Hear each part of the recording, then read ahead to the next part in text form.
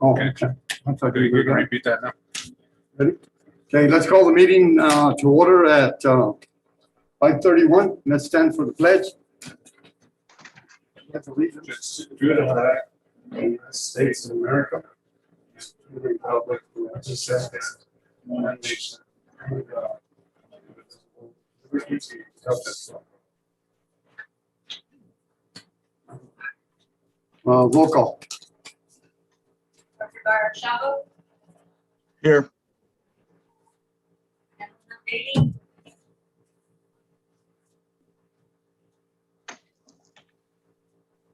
Richard Jones,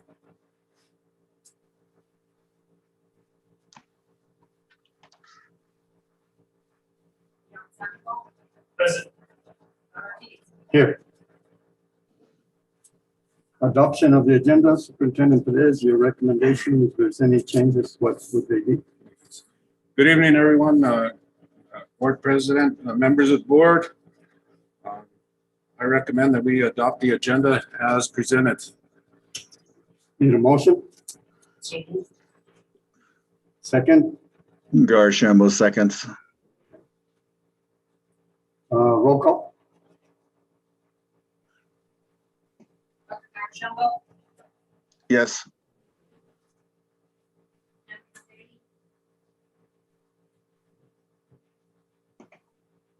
Richard Jones, John Sandoval, Yes. Yes. Motion carries. Adoption of the minutes of July 20, 2021. Superintendent Perez, your recommendation? Yes, sir. So, Mr. President, members of the board, recommend that we adopt the minutes of July 20th as presented. Need a motion? Dion seconds. So moved. Need a second? Garshambo seconds. Ms. Sandoval, would you speak up a little bit louder when you're taking roll call votes? yes, sir. You may want to sit over here on the microphone. Might help.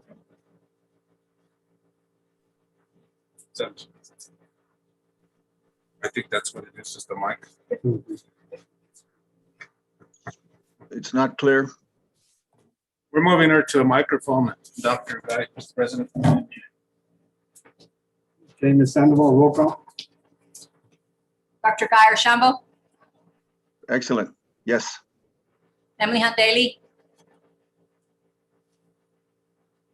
Richard Jones, John Sandoval, Yes. Ron Ortiz. Yes. Recognitions tonight, we don't have any.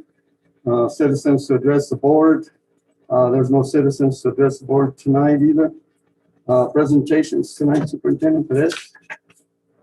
Yes, sir. So, Mr. President, members of the board, important decisions, as we all know, in moving into the first days of school. We have, this evening, we have some adjustments to our existing reentry plan.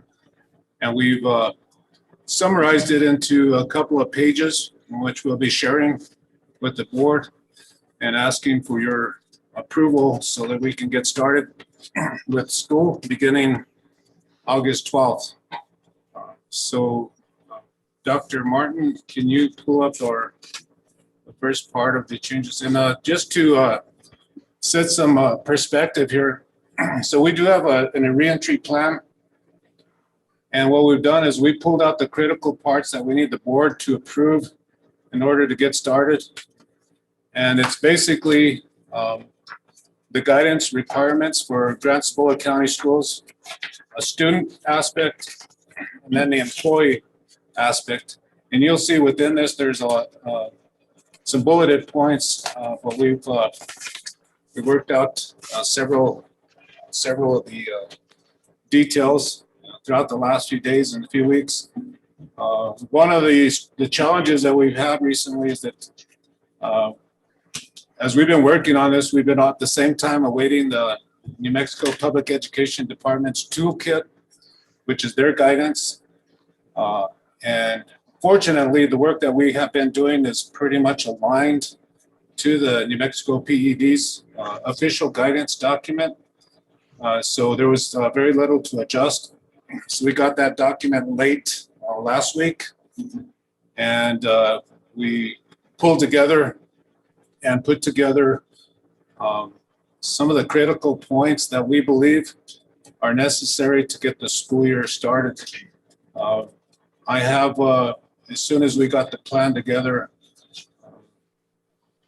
late yesterday afternoon, I was able to get copies shipped off to our tribal partners of Laguna and Acoma and Navajo today, and we're asking for their continuous input and comments on how we are proceeding with this. As I've always stated, we have a community in which we want all of our stakeholders generally on the same page, so that as we move forward in the best interest of our students, number one, we want to make sure everybody's safe, students and staff, while providing the best possible education that we can. So with that, we're going to present several bullet points in the next few pages, and then we'll open up for questions. So I think we have first up Ms. Sanchez. We'll start at the heading that says every day at school. So school is opening August 12th for full 100% in-person learning. Mask wearing while indoors in all locations and for all students while on campus, regardless of their vaccination status, is required. Mask requirements may be adjusted while outdoors with properly planned activities that are approved by the building principal. For students riding the bus, temperature scanning prior to boarding is required. Practicing COVID-safe practices such as 3-foot distancing in the classroom.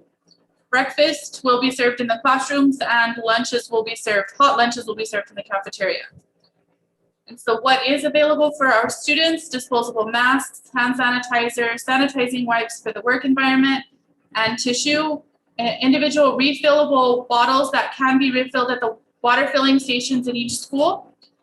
Required school supplies, Chromebooks, individual headsets, portable memory drives for saving their work. What is not required for students is temperature taking upon entry to the school and work from home or remote options.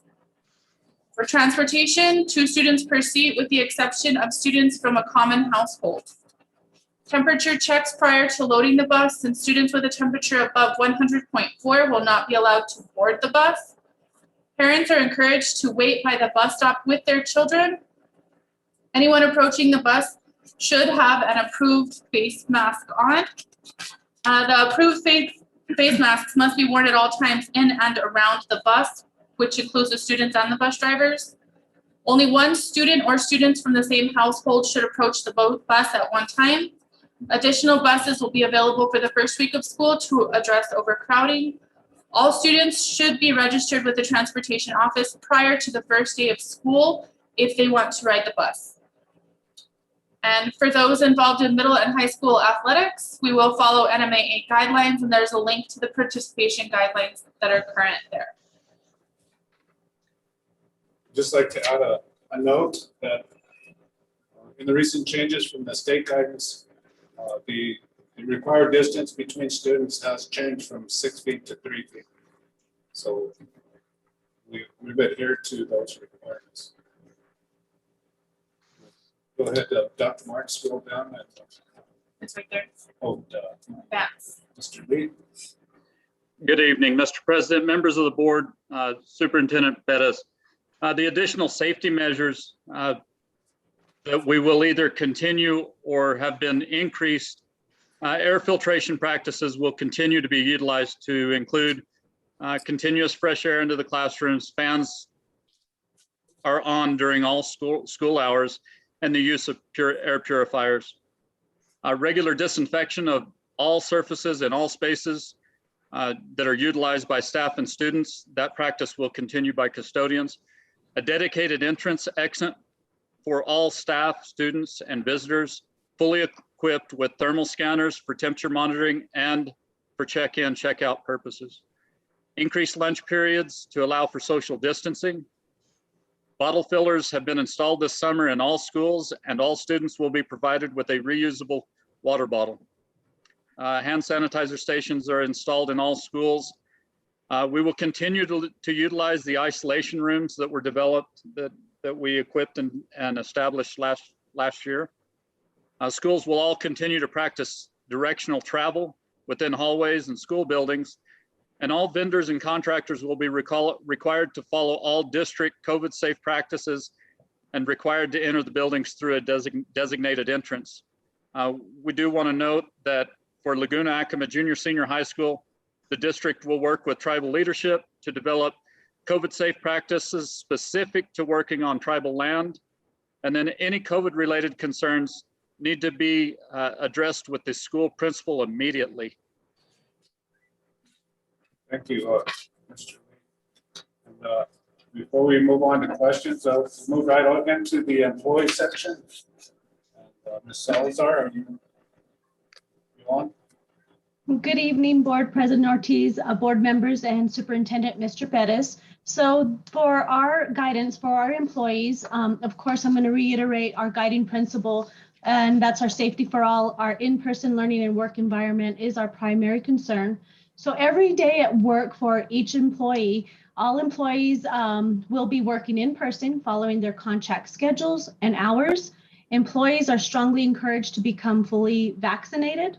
All site temperature scans upon entry to the building are mandatory for all employees. Mask wearing while indoors in all locations and for staff while on campus, regardless of vaccination status. Unvaccinated employees will be COVID tested every 2 weeks following our New Mexico state requirements for state employees. We will be also, all employees will be practicing our COVID safe practices such as 6-foot distancing wherever possible, and it's strongly encouraged. What is available for all of our employees, available free vaccinations will be available. Our personal protective equipment provided by the district, which includes our disposable masks, hand sanitizers, sanitizing wipes for the work environment, and gloves if necessary. What is not available for employees, and if you'll see the first strikeout, this was just an update that we did receive today. So what is not available for employees will be the only option, which would be working from home. That would not be an option. And then for those working with students, as Mr. Perez had mentioned, placing students 3 feet apart from each other in the classroom will be a standard practice. And if vaccinated, teachers may remove the mask while actively speaking or teaching. And when outdoors with students and maintaining 3 feet COVID safe practices, practicing wearing masks are not required.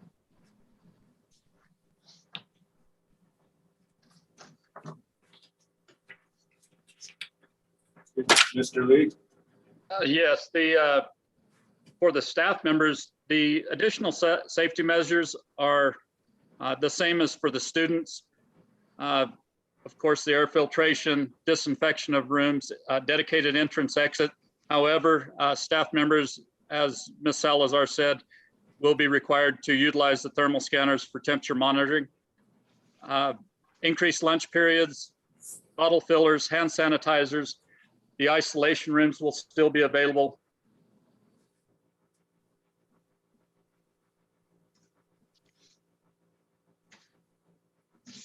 Schools will continue to practice directional travel, and all vendors and contractors will be required to follow COVID safe practices. Once again, for Laguna Acoma, for the Laguna Acoma Junior Senior High School, the district, we will work with tribal leadership and want to ensure that the COVID safe practices specific rules are working for both the pueblos as well as the school district. And any COVID related concerns, please contact the school principal if you work in a school, or if you are a support service staff member, you'll get in touch with your immediate supervisor immediately. Thank you. Dr. Martin, can you scroll up to the first page? Down, first page. Right there. It's at the student, I mean, the employee page. You go to the employee page.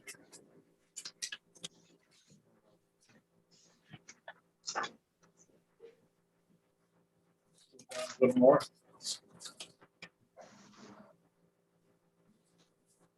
A little more. A little more.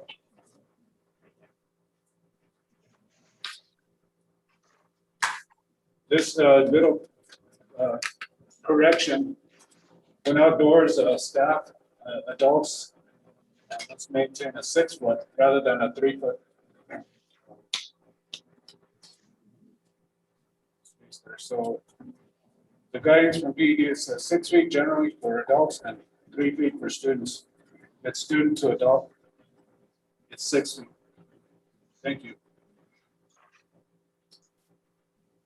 With that, Mr. President, I open up for questions. Okay.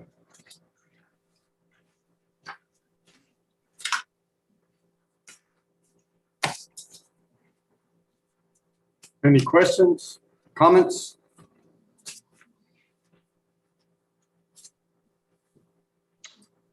I have this is Gary Shambo.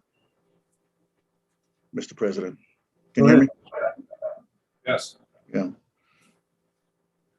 I'm reviewing this and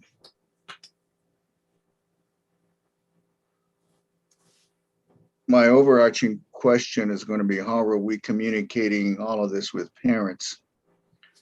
Knowing that our parents go from Sibayeta all the way to Pruitt, Baca, that area. And they have varying degrees of access to internet. So to me, there has to be a process that is effective in communicating all of this to the parents. And so I want to know how we're going to do that. When it comes to individual items, I'm looking at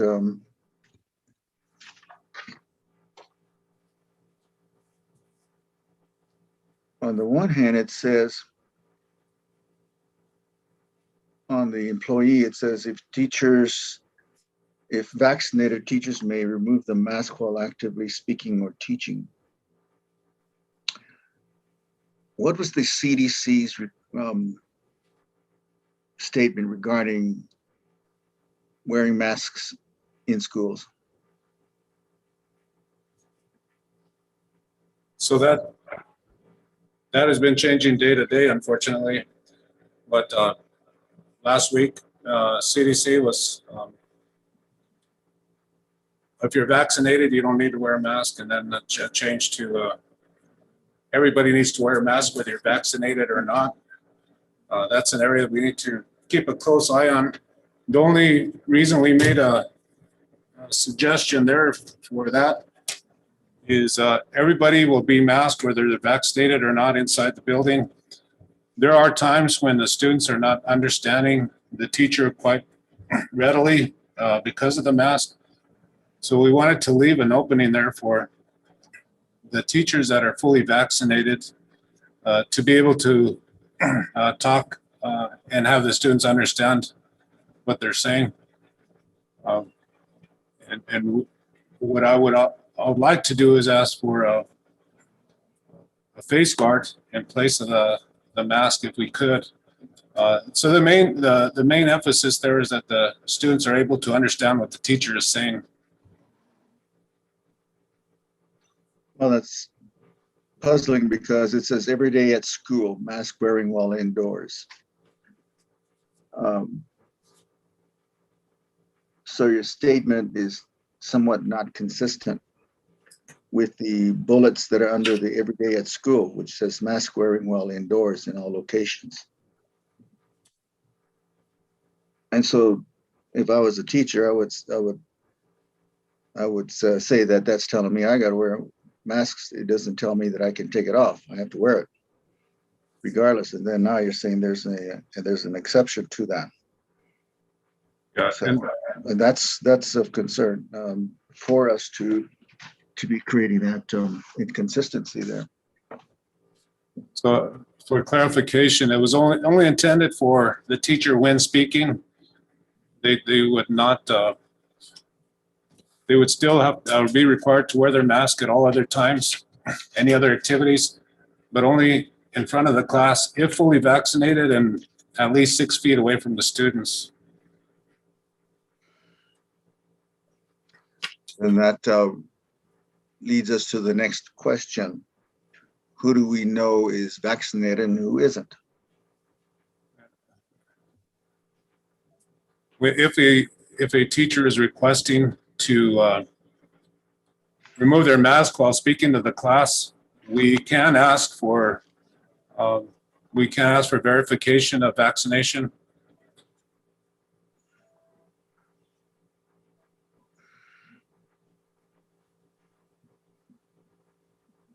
Then you need to say that. It doesn't describe that. So we need to be clear on what it is we're expecting teachers to do. If they're going to be in the classroom and it says they're supposed to wear masks, and now we're creating an exception, it means then someone has to make the judgment as to whether or not the teacher is vaccinated or not. And so when does that occur? Does that occur at the beginning of the school year when the teachers all come in and we tell them that you are able to take your mask off if you're communicating verbally to the students? And but if you're going to do that, you need to confirm with me as a principal that you are vaccinated. So yes, that the point is well taken, and there will be further clarification. We are meeting with the principals tomorrow, and Okay. I think that we can include that in the clarification of this document as well. Well, what you need to do is to continue to see whether PED is going to refine their guidance, and also if there's more clarity from CDC on that guidance. I don't think that CDC said there was an exception. I think they recommended that if you're going to be in the building, that you're going to wear your mask. And that's my read of how this should play out. For us to determine whether or not someone is vaccinated or unvaccinated adds an additional process, procedure, task for principals to undertake, and that's of concern. I think that I'm not sure who mentioned it, who discussed the student section of this, but when it comes to working from home students, what is not required for students? Work from home, are we or are we not having a virtual option for students? We are proposing, Mr. President, Board, we're proposing that all students return to school in person, and any request outside of that, we'd like to treat on a case-by-case. And the justification for that is we've had a loud and clear voice from our teachers that teaching hybrid in the classroom is not acceptable, or at least it's not sustainable. So we're in all of our efforts attempting to alleviate the teachers from having to do both virtual and in class at the same time. We are working on setting up an alternative option for extreme extenuating circumstances so that the teacher will not have to tend to both, but that is going to require additional staff, hiring additional teachers to tend to just that portion of it. And then the next challenge around that is we don't have a whole lot of teachers to choose from right now out there lined up. So there, our challenges continue. So bottom line is we want to provide their services to every student, and that's our obligation. But it will be a very real challenge to at this point to have to tend to all students in class and then have a virtual option again on the side. But we are still working towards it. Another point, Mr. President, regarding that option, students with disabilities are educated in accordance with an individual educational plan. And at the beginning of this year, there should be a review by the IEP teams to determine how best to approach the instruction of the students with IEPs. And that is an area that could conceivably find us encountering some needs for remote instruction. But I would suggest we look at that very carefully, and that IEP teams be very conscious of what is the most effective way to provide instruction for students with IEPs, so that they can have a least restricted and we accommodate them appropriately, and yet still meet the requirements of their IEP.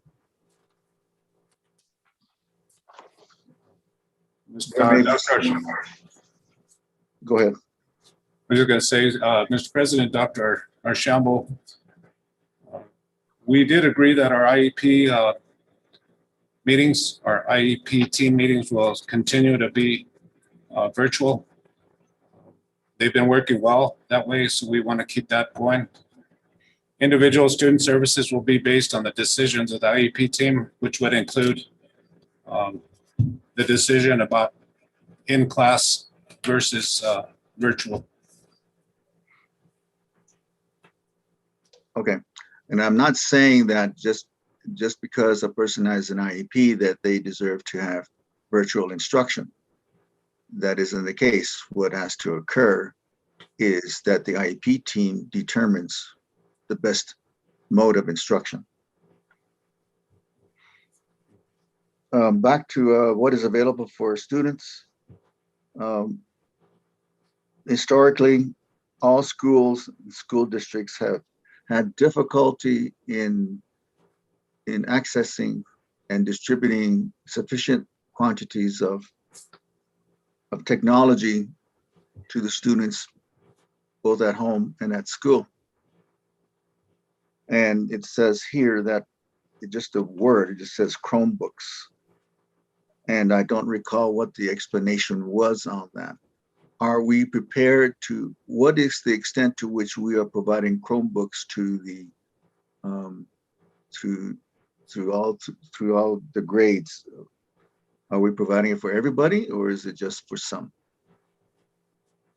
Yes, sir, Dr. Archambault, Mr. President, board members, we continue to be committed to the one-to-one device for all students. We have a majority of our students that do have a Chromebook assigned to them. And we have the plans, and I believe we even have the Chromebooks on deck ready to distribute for the incoming kindergartner students and the new students coming into the district. Okay.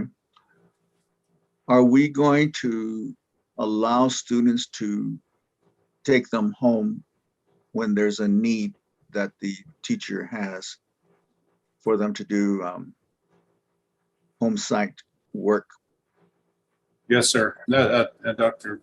Archambault, Mr. President, the intention is that device be fully utilized by the student in any and all ways possible. And we, right now we're in the middle of tracking asset, doing an asset check and to make sure all of our items are in order.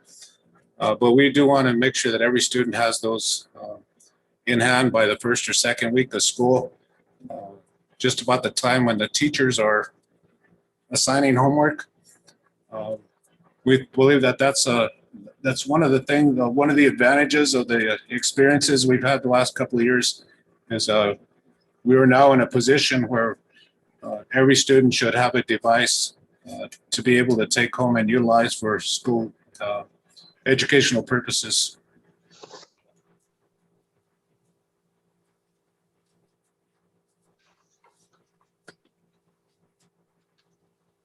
If anyone else has questions, I have a few more, but go ahead. I got a question, maybe you can help me, Mr. Perez, on the required school supplies.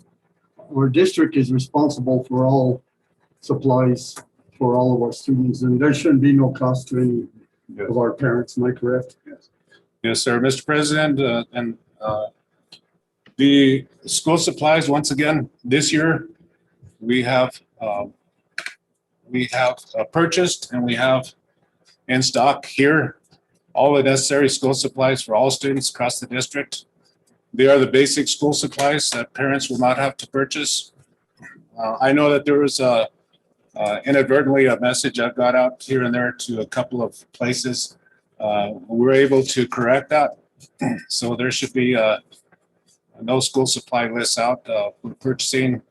We got the information from the principals and from the schools earlier in the year so that we're making sure that we bought the necessary supplies that the student will need to make it through school. And the only exception would be if there's a specialty item that maybe a science class needs that is not, it shouldn't be very expensive. No. Yeah, thank you for the question, because we have especially disinfectant wipes. We have loads of that goes, so we nobody, parents, teachers, students should not have to buy any kind of disinfecting wipes. Should not have to buy Kleenex. Should not have to buy, and we are supplying every student with a reusable water bottle. So all those things are in place.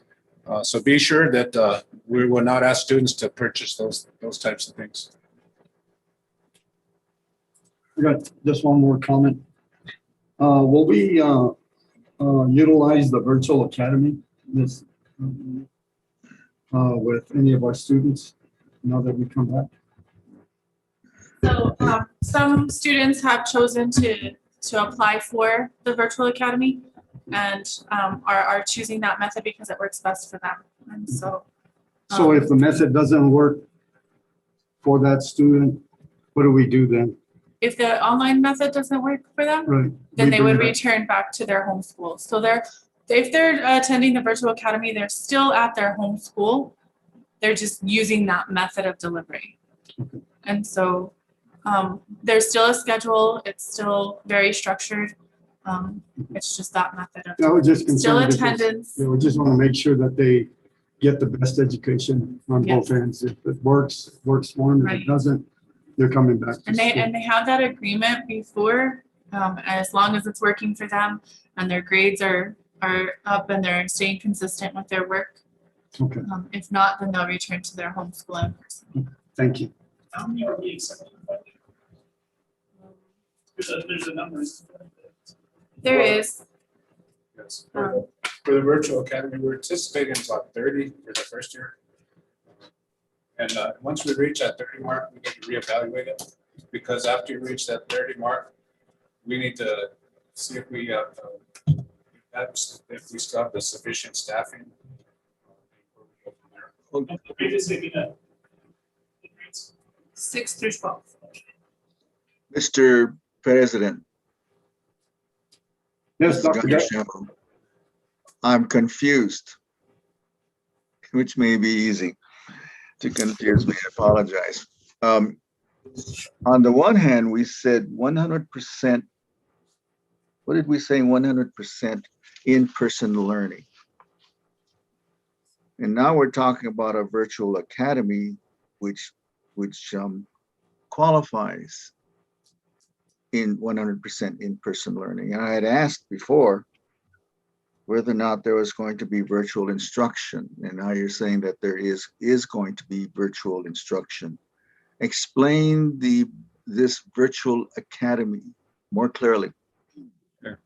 So this academy is a program that we looked at pre-COVID. It's a program that many districts have as a learning option.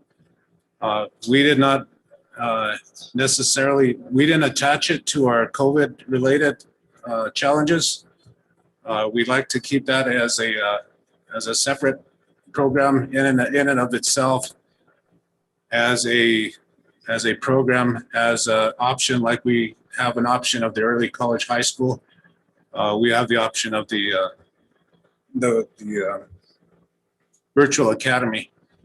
So it's not, we didn't want to tie that with the challenges that we have with in-person learning versus out of school virtual learning. This is a structured program with high expectations. It's not, we do not look at it as an option for those who do not want to attend in face-to-face learning for any particular reason. So we can bring some clarification to that. I think what we need to do is, based on your comment, Dr. Ashambo, well taken, we can put an asterisk by the 100% virtual learning to say this is what the exception of the Horizons Virtual Academy. Will the students who attend this virtual academy complete a separate registration process, application? Yes.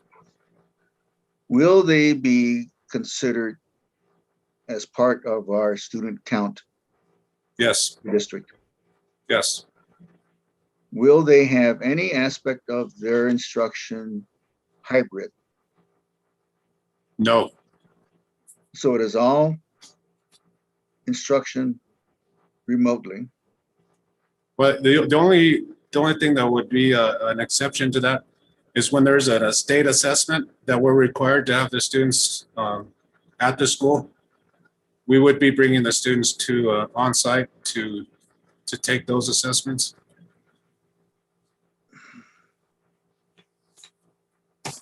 What are the criteria for being accepted into the limited number? I think you said 30 who are going to participate in this virtual academy besides saying 6 through 12, because I would not be surprised if there would be a substantial percent of the students who want to do, or parents who want to do this program.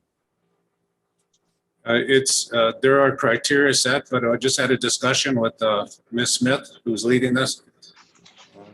They must first meet the criteria. If there's one or two criteria that are not met strictly, we're going to treat it on a case by case. But basically, the criteria is a 2.0 grade point average and the student being in good standing at their school.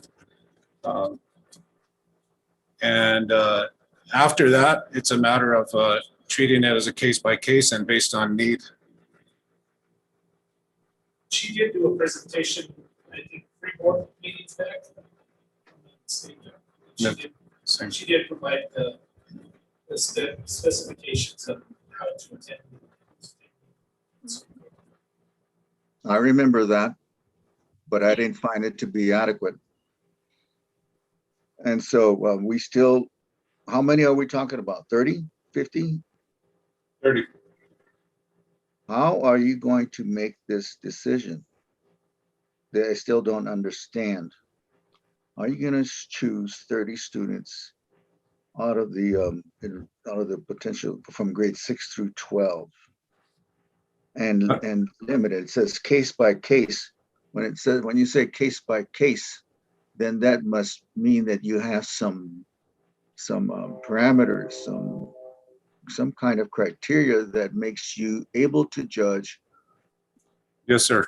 If you have 4 or 5 students, which of the students who apply are more deserving, or I'm not even sure whether it's the word deserving, because it doesn't sound like it's a matter of deserving. It's I don't know whether it's on the basis of need or whether it's a basis of choice. That's So it- puzzling to me. Yes, sir. So a few things there. We have a committee that's developed to make the decisions. We're not looking at aiming at 30 students. We're looking at growing the program. If we have 5 students to start with, that's going to be okay with us. We did present, I'm not come prepared with the criteria on my fingertips, but I can make sure and bring that to the next meeting. But I'd like to reiterate that we're not looking at the virtual academy as an option for the COVID crisis that we're in. We're looking at that as a standalone program to deliver to those students who can benefit most out of that type of education. We have talked about options for students. It's another option. We have the early childhood, the early college high school program as one option for students. This would be another option, and it's not only for Grants High School students. This is a district-wide virtual academy. It is available to Laguna, Acoma High School. It'd be available to Grants High School, and actually any early college high school that would like to maybe move from that option. So it's open to all students, and we just want to make sure that it's an additional option for families. We know that not every student learns the same way. I believe that the more options we have, the better we're serving the community.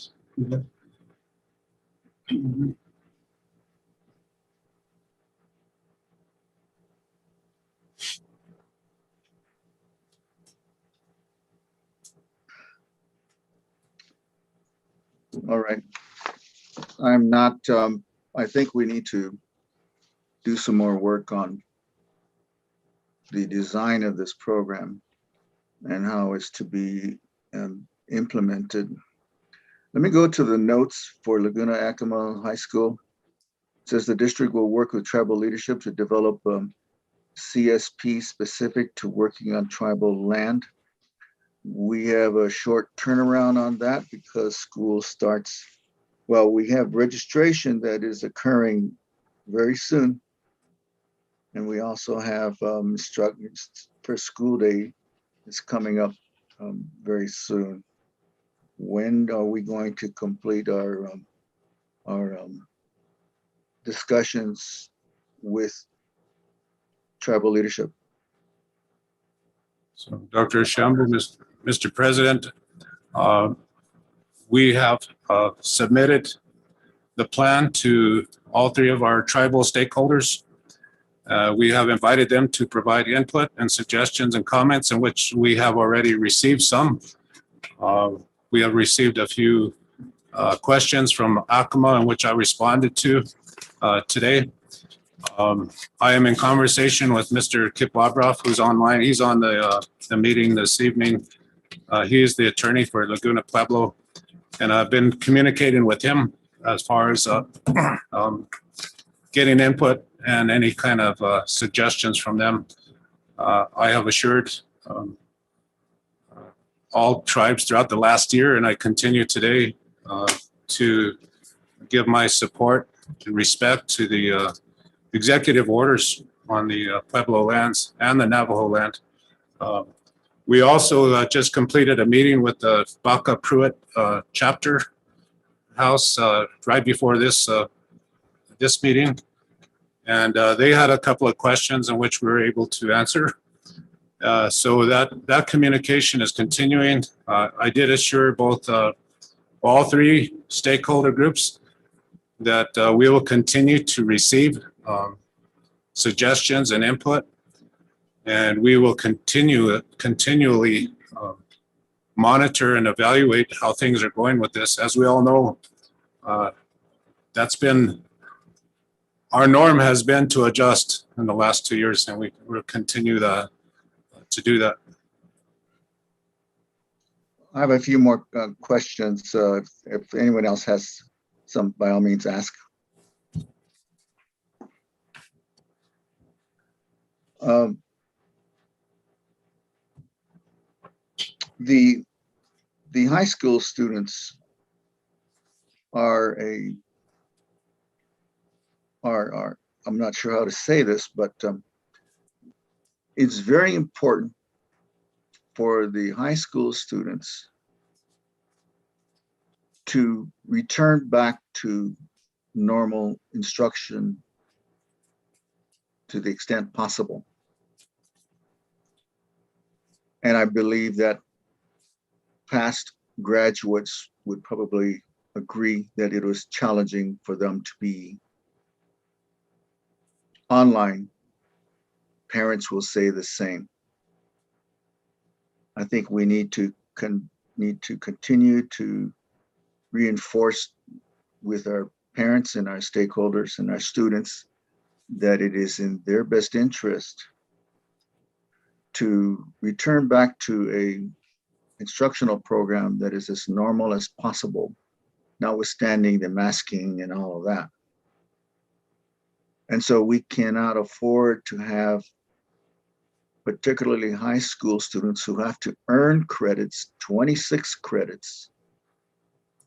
They have to earn these, and we, the counselors, have to review the next step plans for each of those students to determine which of the students have greater need for support, or to pick up or to catch up on their credits. So when we discuss this with our stakeholder groups, we need to stress that any delay in online, in-person instruction really hampers the individual student's ability to get back on track, and for our teachers to be able to commit themselves to, with enthusiasm, I have no doubt, to engaging these students and helping them to accelerate or to remove the loss that they may have experienced. Some of it is attitudinal, because a lot of this where students had to be there by themselves and motivate themselves, and that was very challenging. So as we are talking with our stakeholder groups, we need to stress that it is important for their students to be able to take a chance, that this state is taking a chance to do this. And I believe that if you can explain to them that we are going to take the state required precautions, which is what our plan is showing, plus incorporate any additional suggestions or feedbacks from our stakeholder groups and tribes and even staff, then I think we will continue. We will be able to return our programs back to as much normalcy as possible. And I've looked over these items, and the one thing I don't see is a reference to the NIP revised PED toolkit. So I think that when we start to present the information on our websites or whatever we're going to do, that we ensure that we are making available all of the necessary state information on how we're going to proceed with re-entry. And there's some valuable information there. That's my speech to you again. However, there's one aspect of it that I want to mention, is that is my first question was, how are we going to communicate with parents in a systematic, reliable way so that they know what they need to do for their child to either register or just to return to school as a continuing student or as a new student? How are we going to proceed with communicating with Mr. President, Mr. Pettis? Thank you, Dr. Shambo. I'd like to address all of these, and I can try to jot down a list. Please make sure that I don't miss any. So first of all, the impact that you suggest on all of us, the impact has been monumental, to say the least. We have, all of us, been impacted by the social emotional aspect of the pandemic. We have all been impacted by the stresses of maintaining and staying on track with the system. We have all been impacted by the concerns for learning, and we have all been very concerned about the health and well-being of our students and staff. And mostly, number one, we've been concerned about the safety of all of our people involved in our learning community. And I'd like to say once again, even though we gotten beaten and impacted severely, we remain steadfast, and we talk about that daily now. We're ready for the next school year and looking forward and not backwards. And I'd like to assure everybody that our learning system is not broken, or we haven't had any wheels fall off. We're in fact improving the system of our standards-based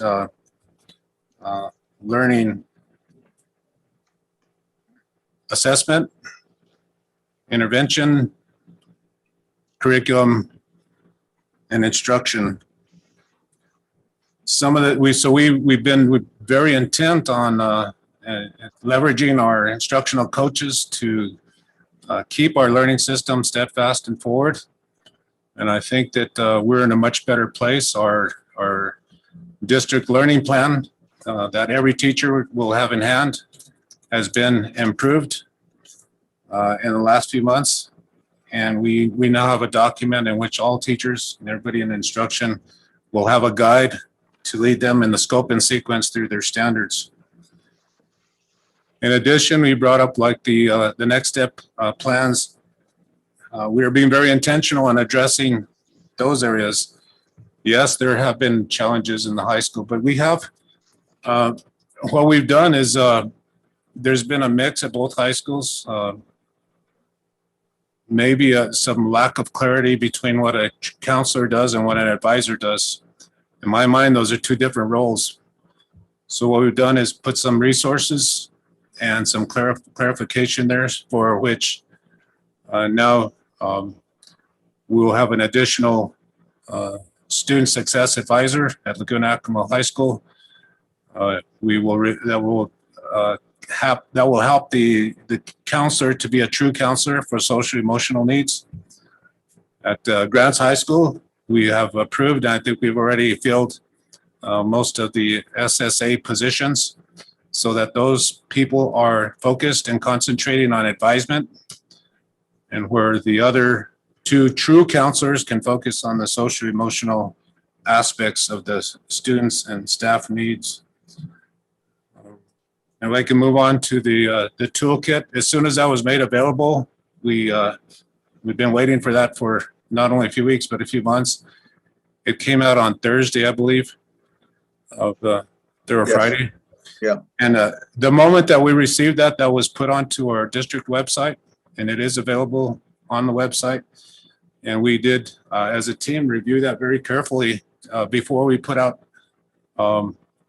the items that we have up tonight for your approval, because we were very determined to make sure that anything that we proposed was right in line with the New Mexico PED toolkit. So we have reviewed it and we thoroughly, and we have lined up our proposals tonight with the toolkit and the guidance within that. We also been waiting. The time has not been on our side for getting all this information out to parents and staff and students. If the board votes to approve this tonight, tomorrow, the messaging will include school starting as we are proposing on August 12th. We will have information on the masking and vaccinations and those, all the types of things that we've talked about this evening. In addition, there will be some clear information about school supplies and where and those types of things to get the first days of school kicked off properly. So this evening, obviously, we're at August 3rd. School will start on August 12th as planned.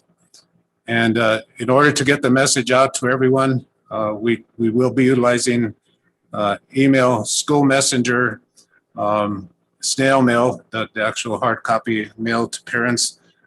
We do intend to get not only this information out, we'll have the bulleted COVID safe practices sent out along with the school calendar and a welcome letter from myself.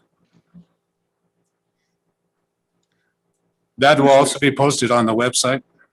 Mr. President, Mr. Pettis, thank you very much for that response. That helps to clarify how we're going to approach things. When I reviewed the essential information, it was focused on safety and health, which is what, as you said, and as the state has said, that is our priority. To ensure that students are going to be as safe as we can make them and to ensure their health is also going to be sustained. That being the case, it does not describe fully our educational program, but that's because we have to examine and approve the priorities of safety and health right now. The instructional program continues from the previous year. Correct me if I'm wrong. And so each principal is aware of his or her responsibility to continue the implementation of their instructional program that is based upon the standards that are required by the state. And we are sustaining our program as we have in the past. We do need to address, each school needs to address how it's going to be able to focus on those students who have greater need, but that's something that schools always do. We just need to make sure that we are mindful of the past year and a half and how it may have impacted some of the students more so than others. So I just wanted to remind the public that we are approving the priority of safety and health with the recognition that our educational program and plans that have been in place in the previous years will be sustained, and that we will be ensuring that the students are going to be and their needs are going to be addressed as we as parents desire. We all want to have more communication with parents, and we need to sustain that effort. We also need to encourage parents to communicate directly back to the teacher and the principals right now, even today, even this next week, to be sure that they know where the student is going to be.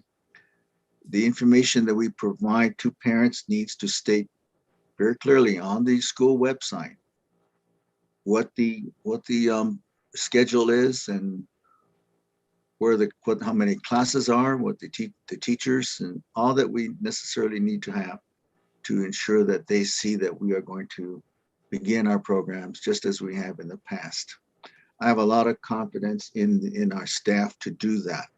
And I want to reassure our stakeholder groups that we are committed to implementing our standards-based program with the necessary interventions and to ensure that we are taking all precautions necessary for the safety and health of both our staff and our students in this coming school year. And we will continue to be listening to our stakeholder groups, getting additional feedback, more clarification, particularly because we didn't get the toolkit until just a few days ago. So everybody's trying to get up to speed in the state. I have looked at several other websites in the state district websites, and many of them are still trying to get up to speed. Some boards have not met yet, and some unfortunately did, but there are some who didn't, who are still trying to finalize their plans for this coming school year. So we're not alone. It's a challenge to push a complex system such as K-12 education through these hoops of a COVID world, and yet maintaining our program of instruction as we have. That's the last that I need to say to you, that I wish to comment on, Mr. President and fellow board members. I apologize if I took up a bit more time, but I just needed to say a few of these additional things. Thank you, Mr. President. Thank you, Dr. Gale. Mr. Perez, Sir, so, move on. Facilities and project updates. okay, thank you, Mr. President, Board. So next up on presentations, the reentry plan is up to, it's also an action item later on the agenda that we'll ask the board to vote on. But next up on presentations is facility and project updates as requested by the board. So Mr. Lee. Good evening, Mr. President, members of the board, Superintendent of Schools, Mr. Pettis. To start off with Blue Water, we continue to work with the architect to develop a design that is adequate for the Blue Water community, but maintains a reasonable budget. We're planning a design committee meeting in the next week or so in an effort to balance the needs of the Blue Water community with the budget constraints that we've identified. And one of those is the cost of materials and the potential cost of construction. We're very concerned about that. And we want to make sure that we bring to you on August 17th a design document with a budget that that is fully understood, and we're hoping for your blessing and approval on moving forward with that. So that's where we're at with Blue Water. I'll answer any questions regarding Blue Water if you have any. What's our timeline? Mr. President, apologize. This is Guy Archambault. Yes, go. Mr. Lee, review with us the timeline crunch that we have. The timeline at this point, that's another issue that we're wrestling with. Not only the cost of materials, but the length of lead time that's associated with receiving materials is potentially pushing this project back 1 year at this point, at this moment. We're looking at options of how we deal with that best, but it's pushing every project back. And so we're very concerned about that and trying to come up with options for you. That original timeline was opening August 2022. We're looking at a 2023 opening at this point. But we'll have details for you regarding that when we go to you next month for approval of that design document or the design documents themselves. Any other questions? Okay, regarding Mesa View, we're in contract negotiations, and it's ongoing with the selected architect. The issues, once again, they center around the estimated cost of construction. The architect's fee is based on the estimated cost of construction, and that's the award that we received from the state is based on construction costs, and their fee is also based on construction costs. And so now with the changes to the cost of construction, we're having to do that during negotiation. It's better to do it actually during negotiation of the contract than have to go back later and do it. So we're kind of taking our time to to get that right, get the district, take care of the district, but at the same time, as a business, they're taking care of their own best interest as well. So we're in contract negotiations there. The estimated, we anticipate having the contract for you on the 17th as well, with a timeline and much more detail about the contract and what we anticipate, how we anticipate to move forward with that. So we're moving forward, but COVID has really hurt construction around the globe, I think. But we are really seeing it in not only these two projects, but every other project that we've been working on. Any questions on Mesa View? Okay. Other projects, we have a few bigger projects that are going on and many smaller projects trying to get ready for the school year to open.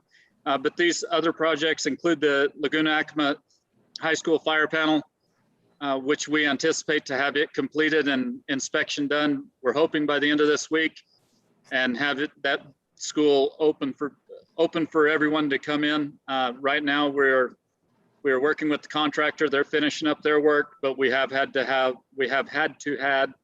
a fire watch in that building for adult staff members to be in that building. Grants High School football stadium bleachers, they have disassembled the bleachers, and we are pushing them hard to get those bleachers done by the 20th. And I'm fairly confident. So I think we'll get it done. The security vestibules at Cabero, Mesa View, Mount Taylor, and Milan, the work begins on those on August 9th. And they will be doing some work. They're going to be doing some work after hours and on weekends to try to limit the impact on student learning. So we're working with them to get those done. They have all materials are already purchased, and they have those in their possession, the contractor. And so they feel like they can get in there and get out of there pretty quickly and get their work done. And then completion of the City of Grants bridges at Grants High School. They are starting, it appears, they are starting to get ready to lay asphalt or concrete across the first bridge. And then they will move over to the North Bridge and get that one completed. That project is scheduled to be completed in November. So there will be a disruption to traffic through November on 2nd Street. So those are the major projects that we have. We have a ton of other smaller projects trying to get ready for the opening of school and at all sites. But it's important that when we do get the kids back after, all the kids back after a year and a half, that we have these schools ready to go. And so we're really excited to have them coming back to school. That concludes my report, and I'd be glad to entertain any questions you might have. That's just a quick question. How does it impact like bond money, since the project is getting pushed till 2023? I mean, are we allowed to sit on the bond money for that long? Or does that be spent? I didn't understand the question here. I think I can answer it, Mr. Lee, Mr. President. That was a question about how does this impact our bond funding portion of this? We still have some cushion time, so it's not like we don't have any. I don't believe we have any stresses on meeting any deadlines at this point. Yeah, so good. Thank you. That's correct. Thank you. Thank you, Mr. Lee. Mr. Perez. Yes, sir, Mr. President, Board, I'd like to move on to our, like to give you a update on our 2021 cash report. Mr. Maldonado. Good evening, Mr. President, board members, Mr. Superintendent. I'm going to just share briefly the end of the year cash report that was required for the PED. As you may know and remember, we provide quarterly cash reports. This one was due at the beginning of August. We completed it in late July and submitted that. I'm going to share my screen and share with you the cash report. One moment here. Let me get that up just a moment.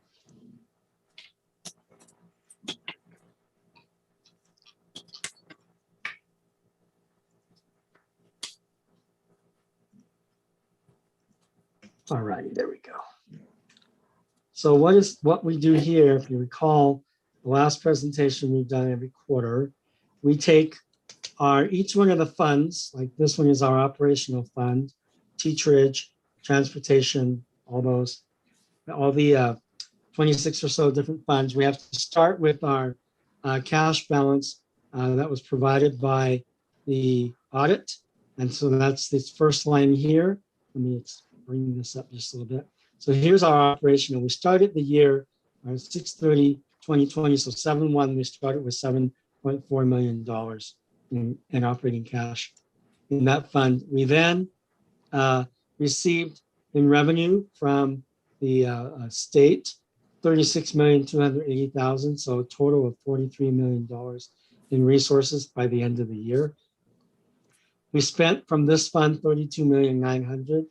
And then if you recall, at the last board meeting, I think it was, you approved the permanent cash transfers to back to the state. If you remember, during the audit, we identified many stale accounts that either needed cash transferred back into the fund or out of the fund in order to completely 100% reconcile. This $500,000 takes care of half of that. We'll be coming to you later on in early September with the remainder of the cash transfers, and that will wipe out all of those old stale accounts that were affecting our overall balance and our inability to balance with the what the bank says we have, because we have more in the bank than what the state had. So this will bring us into balance and wipe away that particular issue that's been building for 11 or 12 years. So that's what that one is. So our total cash was $10,344,000 right here in the operating fund, which is what I had estimated to Mr. Perez early on in the year. We wanted to end up with a healthy cash balance in order for us to move into the next year. So then, of course, if you recall, we can't end the year with any outstanding balances, overspending in any of the federal funds. So we loan to these federal funds from our operating fund this amount of money that takes care to zero out all of the federal funds so that we don't get a finding. We then, once we do that, we are able to zero everything out so that we don't get a finding. We then submit the RFR, the request for reimbursement, and from the state because we're basically everything we buy for federal and state programs, we buy from the GO and then we ask for reimbursement. And that's what we did here as well. And so just recently, we received most of this money already back in reimbursements. In fact, yesterday, I checked the bank deposits and we received, I think, all but $800,000 so far. But that will once again replenish our GO funds and put us back to that $10,344,000, which is a healthy way to start the year. I'm very pleased with that. That $10 million represents out of our total operating budget of $68 million, which includes GO and state and federal funds.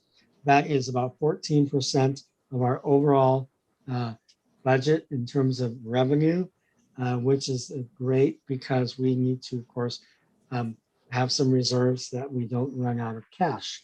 And so that's going to really be good for us to carry. Out of the night when we later on, when we asked you to approve the bar to receive the $14 million authorization to spend for the ARP, that throws our budget up to $92 million. And that $10 million would be about just a little bit less than 14%. So it's going to be a really healthy way to start the year. I'm very pleased with that. And the other thing that's very pleasing is I won't go through every one of these funds because it's more tedious than anything else. But I want to share with you down here at the very end where we have to reconcile all of the bank accounts at the end of the year and every quarter. You'll see here, if you remember from 1920, school year 1920, we had several bank accounts that we had to reconcile, and some of them we couldn't. Here now you see we only have two. There's the main operating account through TBK Bank, which we reconciled here, and our adjusted bank balance at the end of June 30th. was 16 million. And then, of course, we have the money from our bonds that were supplied by the UNESCO Financing Authority that we treat them just like bank accounts. And so we have to reconcile those as well. And then this 8435 account is $3 million here. That's the money we held in reserve to pay our bond payments so that we meet our debt obligations. And as you can see, we fully reconcile this here. So our end of the year cash balance fully reconciled was 23 million in all accounts. This is very important because the last couple of reports that we gave to you, which reflected issues from previous quarters, we weren't able to fully balance and reconcile this. But now that we have a process in place where our accountant reconciles these accounts within 20 days or so of us receiving the bank statement, this allows us to move forward very cleanly, very quickly with the reconciliation so that when we get to the time that we have to upload this, it's a very smooth process. There aren't any issues. We no longer have to report monthly. Doing this quarterly is a very smooth process. I'm very pleased that the staff has been able to accomplish this. And I think from a board standpoint, you'll be able to see on a regular basis exactly where we were in cash at any given time. It will become even more clean once we reconcile those or do that other permanent cash transfer back to the state. And once we do that, that will take money out of our GO, replenishing money to the state and zero out any of those stale accounts. So I'm very happy with this cash report, and I'm happy to answer any questions you might have. Mr. President, if I could make a comment. I'd like for the board to know that the line 6 with that half $1 million cash transfer and then the upcoming additional $500,000, that's very important because this is the point where we are cleaning up the due to, due froms from years past. So I'm feeling myself personally really good about being able to do this at this time because it's been carried on the books year to year to year. And so this is a good job at Mr. Maldonado and Finance to finally clear that up. And I think that's gonna help in a lot of situations as we build budget, close out school years and things like that. So, thank you. Thank you, Mr. Perez. Any other comments or questions for Mr. Maldonado from the board? This is Guy Archambault. Question, Mr. Maldonado. When will you do another report? I'm happy to do them every quarter when we submit them. So the next one, it will be due for July, August, September will be due in November. I'm happy to do that in November for you. Okay, I was just reviewing the reporting end date, 6/30/21. Okay, I have no questions. Well done. Good job. Thank you. Thank you, Mr. Maldonado. Action items tonight, consideration of approval to approve purchase new commercial kitchen hood culinary arts. Mr. Perez, your recommendation? Yes, sir. Mr. President, board, this is for the high school. And I do recommend that we approve the purchase of the new commercial kitchen hood for culinary arts. Need a motion? Need a second? Guy Archambault, second. Okay, roll call. Any discussion? I'm sorry, discussion? Yes, a question. It's for the Grants High School program. Yes, sir. Mr. Lee, you want to give a quick overview? Sure. Mr. President, members of the board, Mr. Pettis, this is an expenditure to upgrade their ventilation system, much like we have been working through a lot of our CTE programs out at Laguna and at Grants High School to improve their ventilation for those type of classes. We did it the same thing out at the welding shop out in and the wood shop out in Laguna. We did it for the welding and woods out in, or here in Grants. And then now we've got a commercial kitchen equipment that was donated by the food services department. And so with that equipment, it requires a commercial hooded ventilation system. So that's what the purpose is here. Mr. President, Mr. Pettis, what's the comparable facilities at Laguna Acoma High School? Dr. Archambault, members of the board, we are continually working at comparable programs out at both locations. But keep in mind that the programs out at Laguna may differ a little bit from the CTE programs.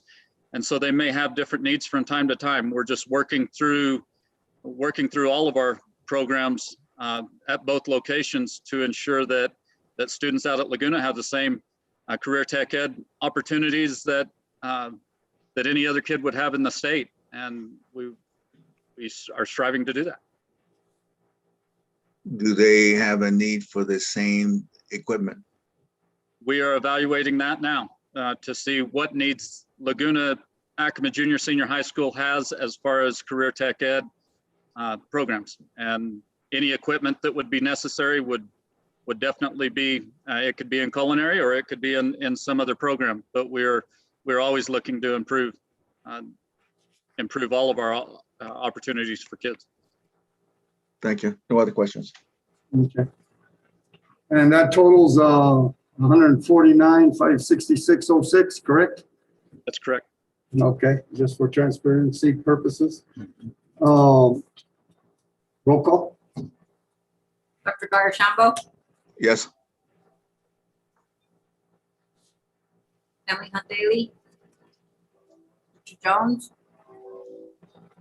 Leon Sandoval, Yes. Ron Ortiz. Yes, motion carries. Action item B, consideration of approval of district-wide school reentry plan amendment. Mr. Perez, your recommendation? Yes, sir. Mr. President, Board, I do recommend that we approve the amendments to the district-wide school reentry plan. Okay, I'll need a motion. Leon Sandoval, so moved. Need a second?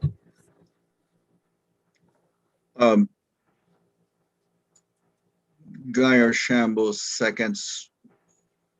Thank you, Dr. Guy. Discussion. Any discussion? Mr. Sandoval, my understanding is, the way I read it, Mr. Sandoval and Mr. Ortiz, is that this is an amendment to a plan. That means that there is a larger plan, and the items that we reviewed this evening, the 2 pages for each one of them are going to be incorporated into the master reentry plan. And am I correct in that, Mr. Pettis? Yes, sir. Mr. President, Dr. Archambault, that is correct. If this is approved, this will be included into the overall reentry plan. Now, the comprehensive reentry plan includes things like social emotional learning, professional development, and those other types of things. But we need approval for these safety practices now so we could start school. We will be incorporating them into the other more comprehensive plan that has been approved by the board previously. Thank you. Thank you, Dr. Guy. Roll call? Dr. Garashambo, Yes. Emily Hunt Daly, Richard Jones, Leon Sandoval, Yes. Ron Ortiz. Yes. Motion carries. Action item C, consideration of approval of American Rescue Plan, ARP, National Budget Bar. Your recommendation, Mr. Perez? Yes, sir. Mr. President, board members, I recommend that we approve this American Rescue Plan initial budget bar 088-000-2122-0003. Okay, I need a motion. Beyond Sandoval, so moved. Need a second? Guy Archambault seconds. Thank you. Need discussion? Any discussion? Yes, I need to review this again carefully, Mr. Perez. Yes, sir. There are certain requirements that are asked of us to ensure that we utilize the funds in a manner that addresses certain kinds of needs. And you conducted some hearings or consultations with stakeholder groups that described this opportunity for the use of a tremendous amount of money. And we were all throughout the country required to seek input, feedback from our stakeholder groups, our staff, on how best to do that. And if I recall right, the expenditures are supposed to address certain categories of needs. And Mr. Maldonado made presentations using overheads that illustrated the nature of the needs we were going to address. And so I'm trying to understand how the amendments are going to address those categories of needs that were described in the hearings. Mr. Betts. Yes, sir. Mr. Dr. Archambault, Mr. President. So this is it's a developmental progression. So we have met with many stakeholder groups, and we've had forums, public hearings to do our initial information gathering from every one of those groups, parents, tribes, staff. So we've got through our first series of gathering input in our intent to meet all the requirements, because they're very clear about the requirements of collaborating with our community in the expenditures of these funds. So we've done our first layer of our first round of stakeholder meetings, and we do have already scheduled a second round. The plan has been and continues to be that for the original set of meetings, we collect all the information in which we are still organizing. We will meet the requirements of how those expenditures are to be spent. And at this point, we have, out of all those many meetings, we included a survey in each one of those meetings. And in those surveys, we asked a series of questions to make sure that we had documented input from every one of those groups. Dr. Martin is currently organizing those into different categories so we can have it in a presentable manner at an upcoming board meeting. So the purpose tonight of approving the money is we basically need to get an approval to receive the money and put it into our account. As we move through the upcoming weeks, we will continue our forums. We will be organizing and sifting through the information we already have. And then the plan is to, when that information is organized, that information will be taken back out to those same stakeholders at a second round of meetings and hearings, so that we can present it at that developmental stage. And then I believe that from that point, we will again have some more meetings to finalize what that plan is going to look like for spending the ARP funds. Mr. Maldonado, I hope I captured that, or if you can please add if I missed anything there. Absolutely, sir. When we went through the ESSER 3 training, the state has a very specific process for us to follow in terms of accepting the award and setting up our accounts. So it's a concurrent process, as Mr. Perez explained, the consultation part and development of the plan, as well as accepting the award and developing and setting up our structure. As you can probably imagine, with $14 million in there, it's a very lengthy process. And so we want to start as early as possible, because there is that time frame before we have to completely exhaust the funds. And we want to make sure we have all of that in place. So there's a fair amount of work ahead of us. This is just the first step in a concurrent process. Mr. President, Mr. Perez and Mr. Maldonado, as I review the handout, the presentation you did, it states some explicit things about allocation requirements. And it says that that LEAs need to reserve at least 20% of their 90% ESSER allocation to address learning loss through the implementation of evidence-based interventions. Okay, and it gives some examples of the types of interventions that could be developed, and that they're to focus on various priorities, the at-risk students, and that ESSER 3 has identified, which are underrepresented student groups, students with disabilities, student equity through collaboration and consultation. And then the Ozzie Martinez ruling, which almost mirrored the same thing. And the allocation, you created a table that described the allocation, 2/3 of this and 1/3 of that. And again, it talked about learning loss.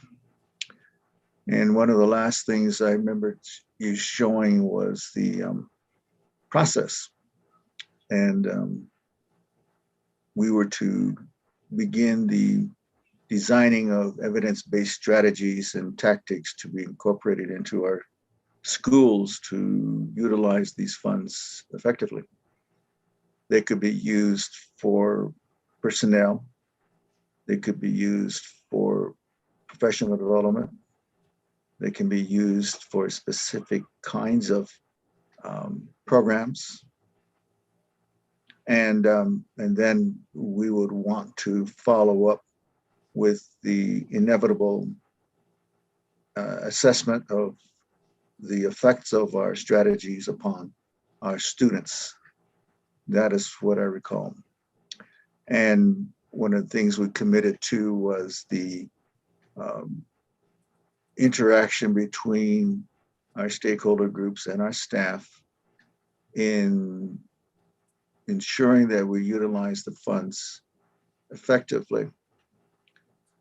And you're saying tonight we are going to approve the receipt of these funds so that they can be incorporated into our budget, so to speak. And that from that point on, we will then we will continue with the discussion of those things that I just mentioned, the types of interventions and the addressing of various kinds of needs. We will continue to do that. What I want to know is, when are we going to have another round of interactions with stakeholder groups, staff, and your internal teams to make it more clear what the nature of our interventions are going to be characterized by in our K-12 programs. It's a long-winded statement, but that's what I Yeah. wanted to know. So September is the next round of consultation schedules that we put together. And so you made a great point about the allocation. So I want to be clear about process. So we have no authority to spend any of that money until you approve until the board approves the receipt and the budget adjustment request.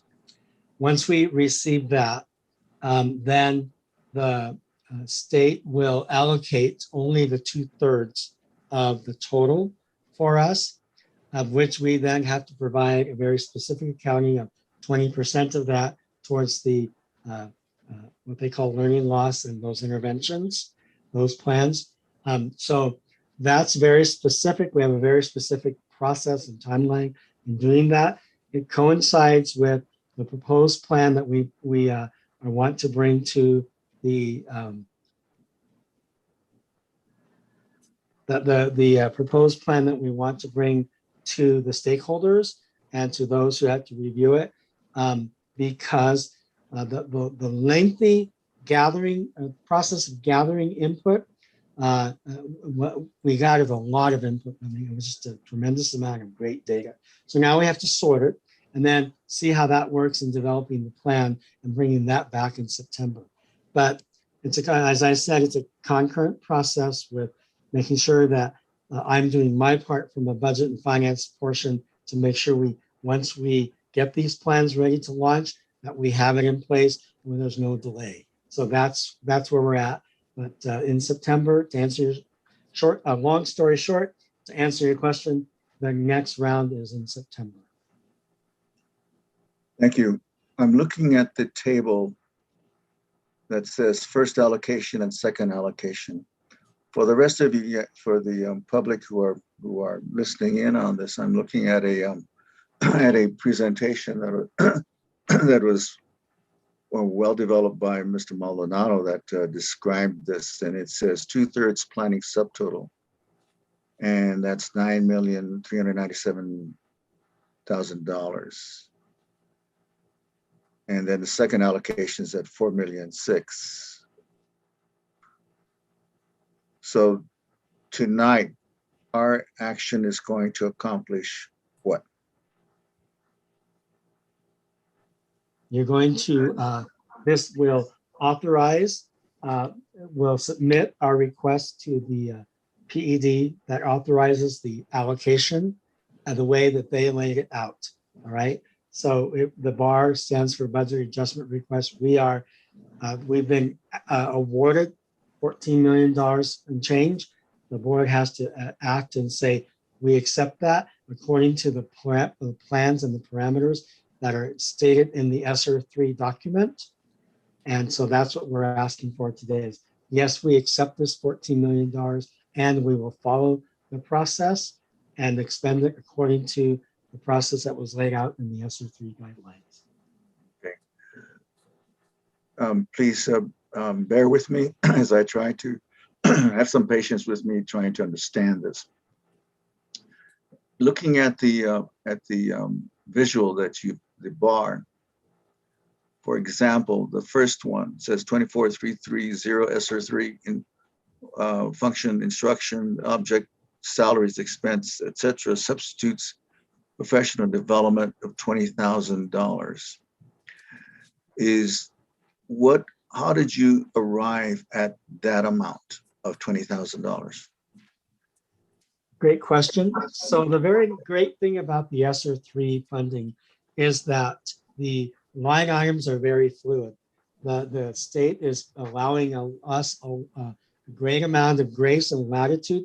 And as we develop our plans, we can move funds around from line to line, change totals, things like that. So in essence, what we presented today in order to get the bar into OBMS and allow for the allocation, we put placeholders. So they're very fluid. We generally speaking took the amount of money that we thought we would allocate for specific categories in that, in the plan that I present, or the presentation that I made. So none of this is cast in stone. Again, very fluid, a lot of grace and maneuverability allowed to us by the state. So I anticipate, in fact, it's going to happen that when we present our plan, and at some point when the board begins to approve even components of that plan, then we'll make those adjustments accordingly to the amount that's required to fully and completely and successfully execute those plans. So we have a lot of time on our hands, but in order to get the money allocated, we had to put some placeholders in that bar. So they're not cast in stone. Did I answer your question? Yes, thank you. Let's go back to the functions. And the functions are the recognized functions that that public school budgets are comprised of: instruction, instructional support services, etc. Are there any functions that were not included that could be included? In this particular bar Yeah. request? Yes, there are. Are you- As I said, a great many, a lot of latitude in that funding for us. There are some exceptions, but a lot of latitude. So not only the type of fund that we do, but the object funds and objects can obviously change. So I'm really, really pleased that we have this kind of opportunity to make these adjustments. And I think it was done intentionally by the state in order for us to be ambitious, to be creative, and to really entertain lots of different things that are outside of our normal paradigm for education that allows us to do that. But again, we had to put a stake in the ground in order to get the money in. So I think in future conversations, I think you'll be very pleased with the plans that are coming forth and that allow us to really maneuver inside of that. So I think it's gonna be. May I arrive at a conclusion then? Board members, again, be patient with me. What I see here are the typical objects and job classes that a public school budget is comprised of. You do not see programs, interventions, like I had mentioned before that they had described in our handout, in the handout previous, the evidence-based interventions. You do not see that in this bar, because we do not describe a budget except with these functions and line items. It is our collective task to take this bar and begin to make it to make use of it in those approach in the way in which in which we were required by the federal and state governments. So we will then take these placeholder line items and make and convert them into the solutions that are desired. Then we will begin to see this kind of technical financial document look like programs and interventions. That's my understanding. Am I correct, or correct me if I'm wrong? Yes, sir. Dr. Ashambo, Mr. President, I think that's a very good point. So like the example we used is intervention. It may not show up as intervention here. However, instructional assistant salaries, professional development, materials and supplies, all of those expenditures may very well be addressing intervention directly, but it wouldn't say intervention in this document. That's correct. And those of you who are familiar with developing grants and proposals, you know that you usually start with goals, objectives, resources, and then you get to the budget. Well, this is a kind of like a backwards approach. They want us to put money in there, knowing that we're going to have to go back there and do the hard work of making these line items become alive as they suggest, interventions, programs, activities. And each one of those programs or activities will then take a portion of any of these line items, and we will make use of them multiple times until we use them all up. For instance, on instruction, the first one, $20,000, we may end up needing more than that because we may need more professional development. Or we may need to have certain instructional assistants work after school. So we'll need to take care of the second line item where it says instructional assistants. Or we may need to have bus drivers who are going to provide after school transportation. We will then use that line item possibly. And then down to one on teachers grades 1 through 12, that also again could be another area. So I just wanted to make sure I understood what we're doing tonight, and I'm hoping that in my and that I'm helping us to have the public understand what it is we're doing tonight. And with that, I have no other further questions, Mr. President. Okay. Thank you, Mr. Maldonado. Roll call? Dr. Guy Archambault, Yes. Emily Hunt Daly, Richard Jones, Leon Sandoval, Yes. Ron Ortiz. Yes.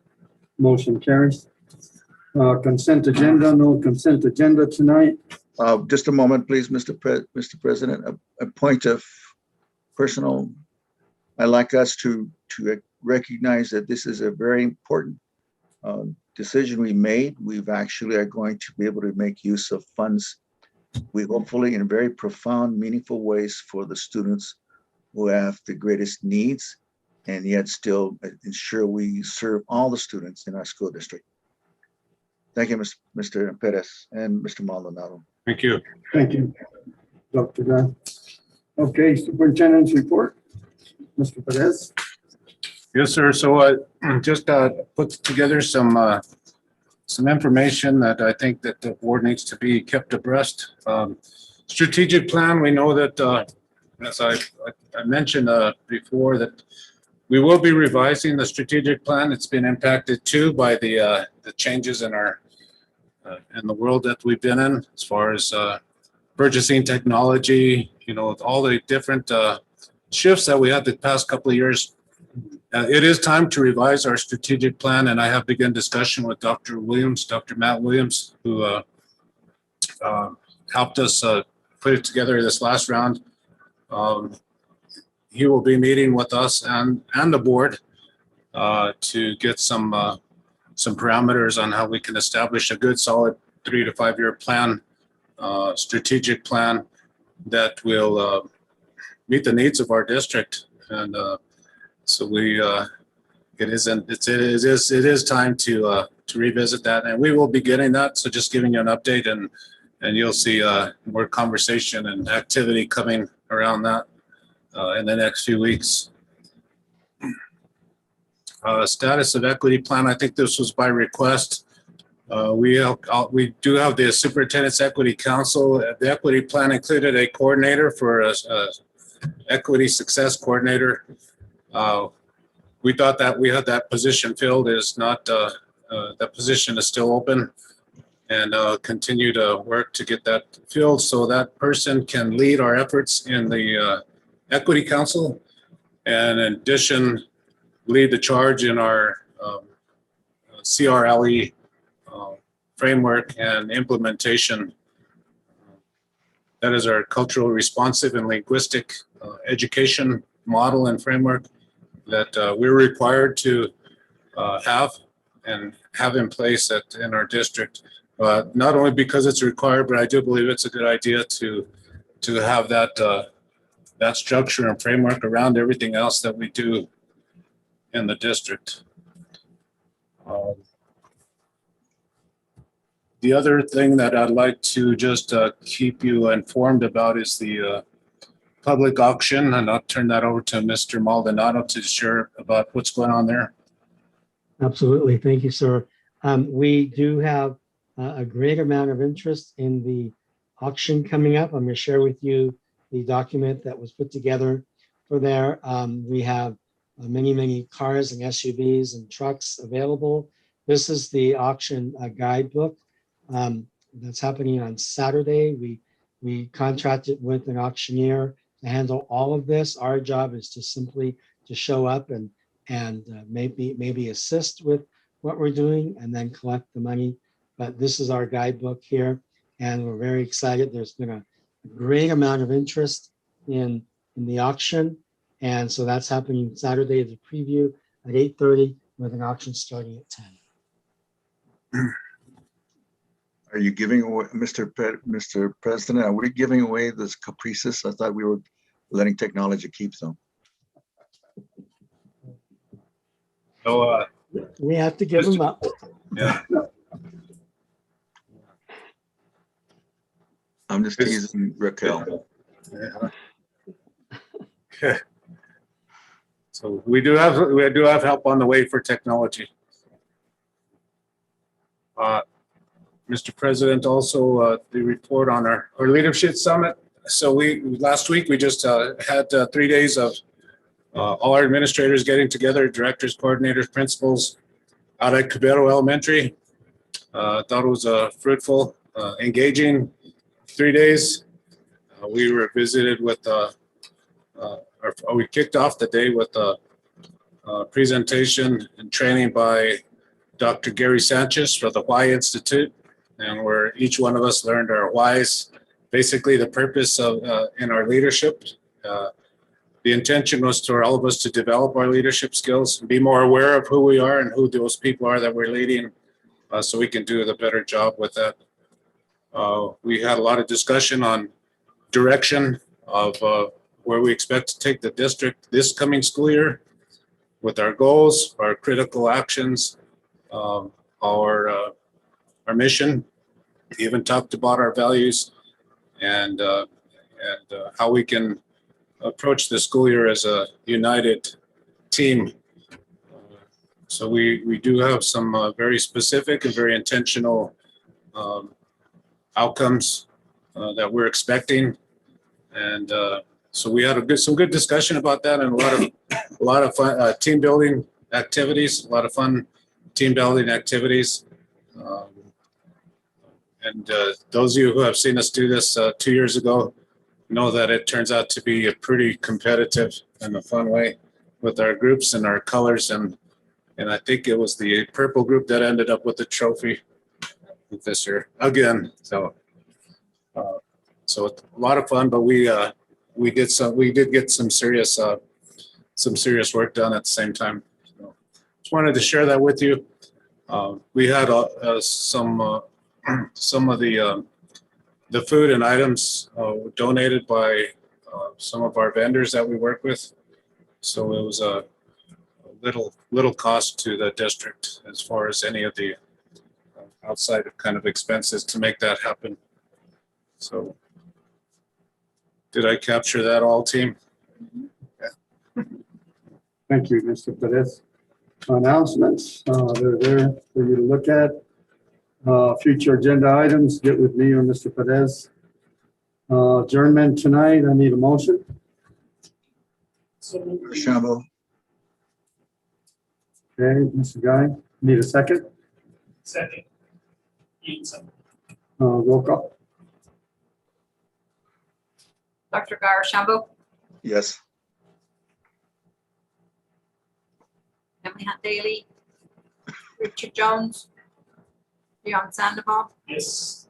Ron Ortiz. Yes. Motion carries.